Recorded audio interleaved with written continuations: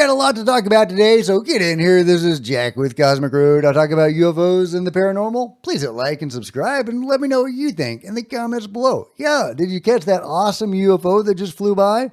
This was captured in Austin in April. Austin, my hometown, got to experience this awesome UFO. Very brief UFO, but very cool UFO making direction changes. Clearly not a satellite or a plane or a helicopter. But look at this thing.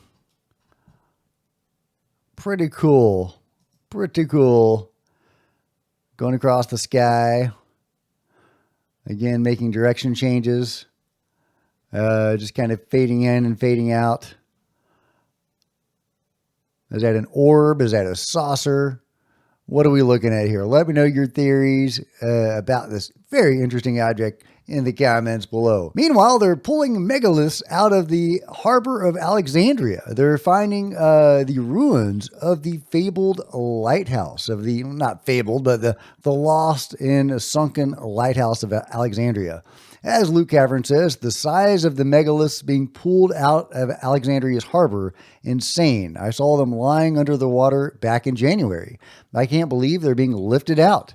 And you can see these awesome pictures of these huge blocks they were using. Look at these big bad boys. It's really, and this is, what we think it might have looked like. And the gateway is just insanely huge. Let's see, I have a picture of the gate right here. This is how big that gateway is. So, I mean, that was a big freaking lighthouse. But yeah, here's some, more beautiful pictures. That's what, was down there, and now they're pulling it up. So just, really cool. Our lost past, being unearthed or unwatered, I guess. I would love to have seen the lighthouse in its heyday. That would have been incredible. One of the wonders of the world, lost to time. This guy right here. Meanwhile, Mike Johnson says he's not part of the UFO control group. From Matt Laszlo at Askable, exclusive. I know nothing about that. Speaker Johnson denies blocking UAP caucus from special access programs. Okay, I believe you, Mike. Mr. Speaker, did you prohibit Secrets Task Force Chair Anna Paulina Luna in the Congressional UAP caucus from accessing classified special access programs, or SAPs? Key Johnson, I have no idea what you're talking about. Well, he might. I mean, I do not see Mike Johnson as being a UFO guy in any shape or form. He may not know how to spell UFO. I mean, really. At the same time, in the position that he's in at a high level in Congress, it's likely that he is privy to secrets. Not only privy to secrets, but beholden to the powers that be. In other words, the UFO control group. And he might be, again, beholden to do what they tell him to do. In other words, block access to special access programs for the UAP caucus. I think that's entirely possible. His masters tell him to do something and he does it without questioning it too much. And again, he's probably not a UFO guy. Now, hey, maybe I'm wrong and he has a closet full of UFO documents and files and, Bob Lazar posters. I'm sure he's got a Bob Lazar poster over his bed, right? Okay, that sounded a little weird. But yeah, so I don't peg him as that kind of guy, as a UFO guy. I doubt he would have it intentionally, been in the way of the UAP caucus, just because he probably doesn't care very much. But again, I wouldn't be surprised at all if he had stood in the way of them accessing the special access programs, because that's what he was told to do. Either way, somebody within Congress seems to be blocking access to special access programs to other members of Congress. And there does seem to be some people saying one thing and some people saying another thing. Somebody's lying.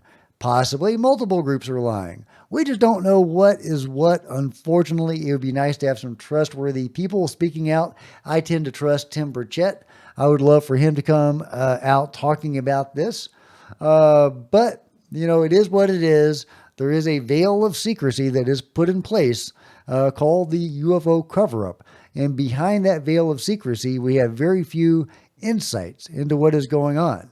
We have various UFO whistleblowers that have come out telling us, hey, this is what's going on behind the veil of secrecy. And that's great. We need more of those. But as far as the machinations in Congress itself and what Congress people are privy to and what they are actually doing at the behest of the UFO control group, that is pretty opaque. At least it's pretty opaque to me, but let me know what you guys think in the comments below. Meanwhile, another fleet of UFOs seen in Mexico. These flotillas or flotillas. I don't know if it's, to my way of pronouncing things, it would be flotilla, but somebody corrected me the other day, said it was flotilla. I don't know. Let me know how you pronounce that word, but either way, in Mexico and South America, they often get these fleets of UFOs. I don't know why they get them south of the border so often and not as often north of the border. That is a peculiarity of the phenomenon. I would love to know your thoughts about that, why the phenomenon behaves differently in different places, and what are these fleets of UFOs doing? They're just kind of bobbing along. So yeah, let me know your thoughts. Meanwhile, is the world run by interdimensional demons? Who's your best guess of who Mr. Global is? I think you have intergenerational pools of capital, and right now they are over influenced by occult. So I think you have interdimensional intelligence, which is operating demonic intelligence. Interdimensional demonic intelligence. Yeah. Wow. Yeah. So I think this thing about good and evil is real, and I can't find it anymore. I found it once. There were in the 30s, a British physicist got up and said, we are being manipulated, but from other dimensions by intelligent beings from other dimensions. So there are other dimensional beings. They are engaging with humanity. There are rituals that some elites seem to perform and that even some organizations perform, like NASA. They have engaged in rituals before launching rockets, and I've covered that before. Obama even attended one of those rituals. Is this proof of the Illuminati and stuff like that?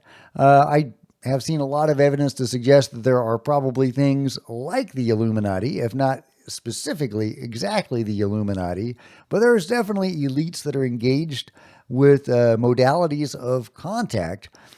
Some of those modalities are probably light side modalities. Some are probably dark side modalities. Are they engaging with demons that are controlling them and manipulating them? Well, it's not out of the realm of question. I don't know how you, define demon.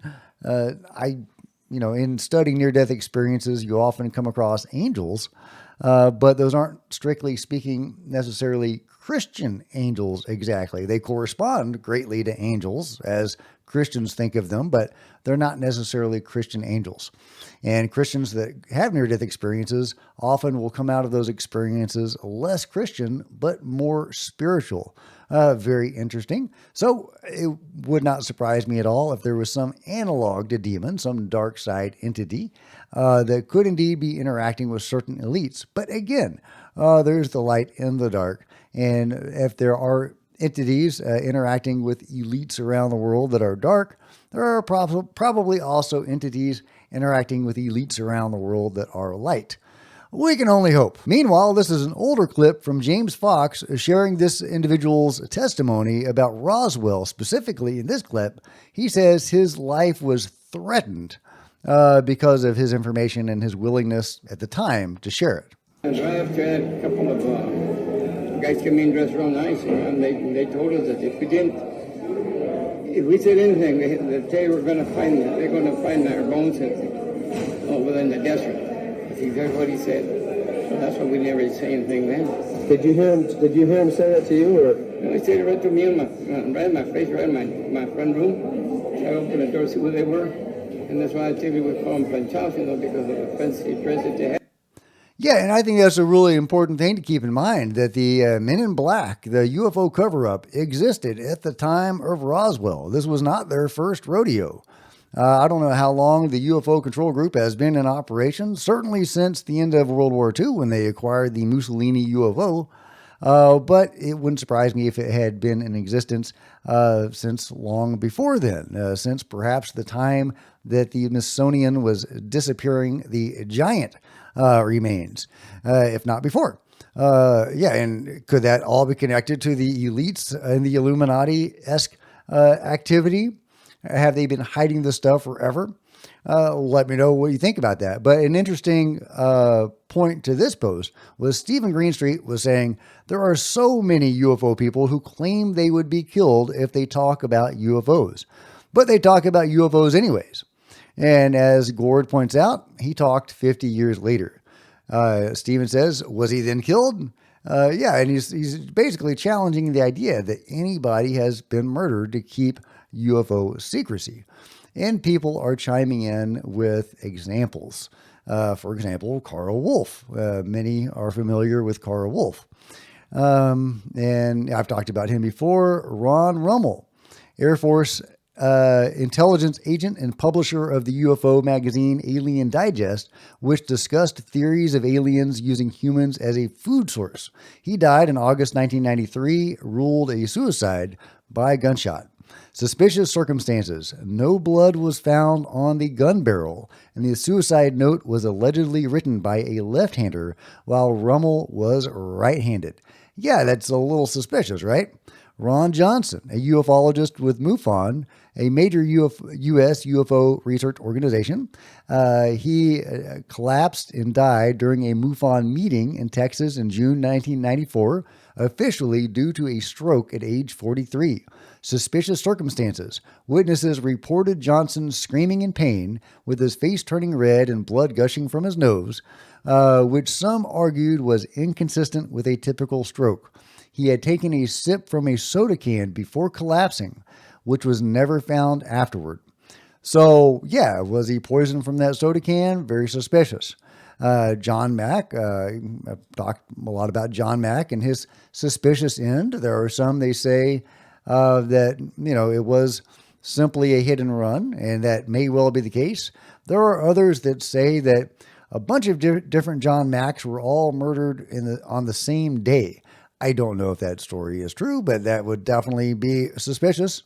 And Livingston, a MUFON member who reported multiple UFO sightings and alleged encounters with Men in Black, died in 1994 from a fast-acting, aggressive form of ovarian cancer. And we have, been told in various examples that indeed the control group does have that technology, or that ability to inflict rapid onset cancer. Her colleagues and friends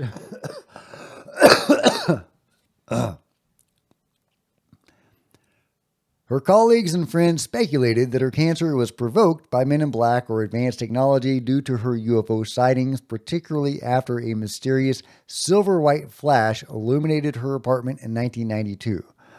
And it goes on. Frank Edwards, a noted news commentator and UFO researcher who authored books on the subject. He died of a heart attack in 1967.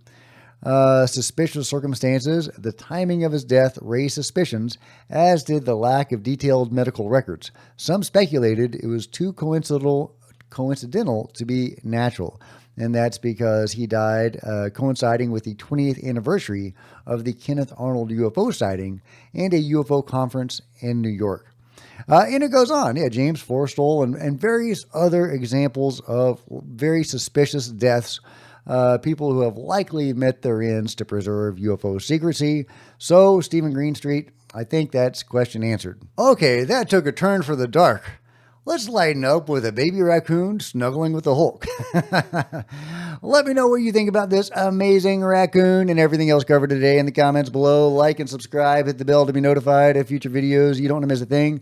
Join me on social media. There's Facebook and Twitter links below. Love to see you guys there. If you want to support Cosmic Road in a bigger way, consider grabbing a coffee mug or a t-shirt in the merch store below, or by becoming a channel member. Channel members are rock stars, and I really do appreciate your support. Thank you. Meanwhile, there's plenty of other videos on the channel, and I'll see you guys next time. This is Jack with Cosmic Road, signing out.